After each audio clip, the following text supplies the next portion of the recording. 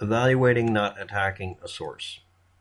Robert Ives claims 3 signatures, that's the wording that keeps getting used, were left at the Delphi crime scene. Why is this person pertinent? 2017, apparently November 10th, he announced that he was quitting his 7-year Carroll County, Indiana District Attorney position and career, quote, for no particular reason, then later, or a variety of personal and private reasons. And it just seemed like a good time to quit, and he chose to quit.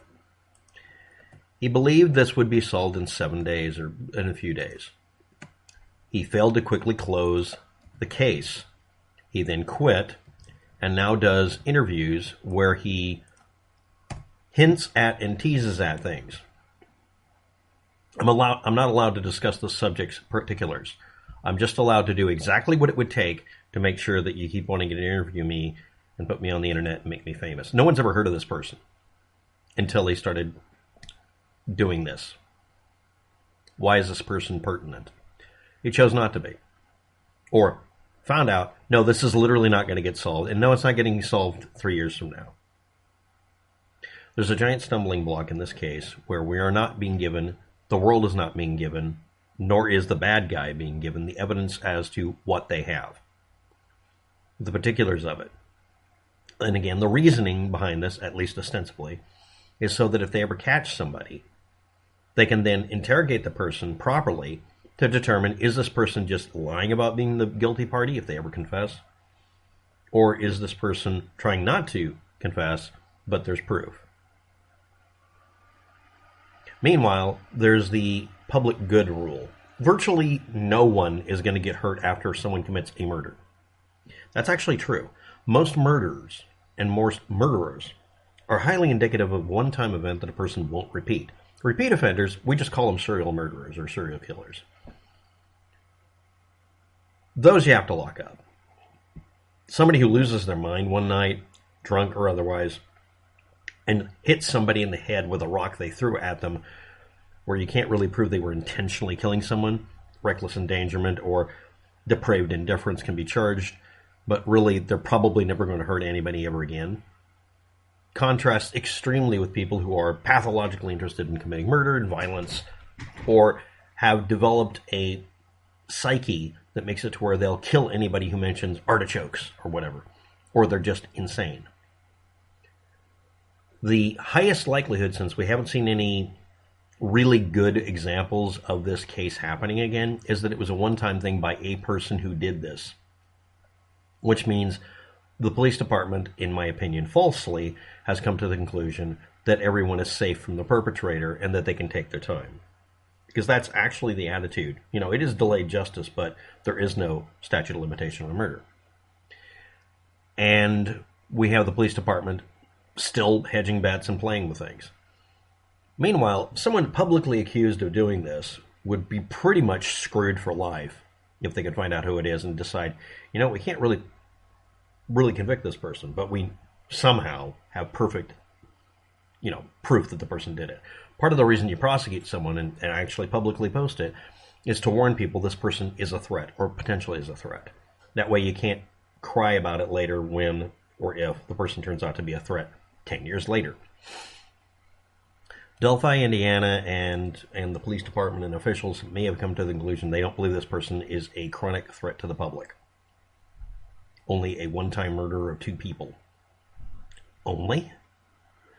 So why is Robert Ives even important? He makes claims that are supposed to be inside information. They could easily be confirmed. Were there 3 signatures at the site? This is the only claim I've seen anybody tie a name to, or just saying the DA and Delphi at the time. So I looked this up. His assertions, it just seemed like a good time to do it, and I chose to do it, for a variety of personal and private reasons, or no particular reason, depending on what day you asked him. Or he stated that he thought it would be solved in a few days.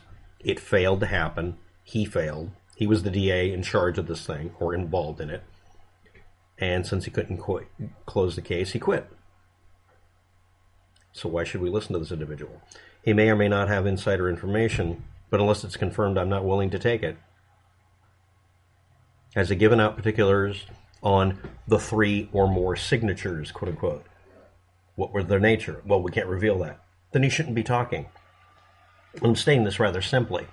Most district attorneys are bar authorized. They're before the bar. This is a violation just saying the number or talking about it.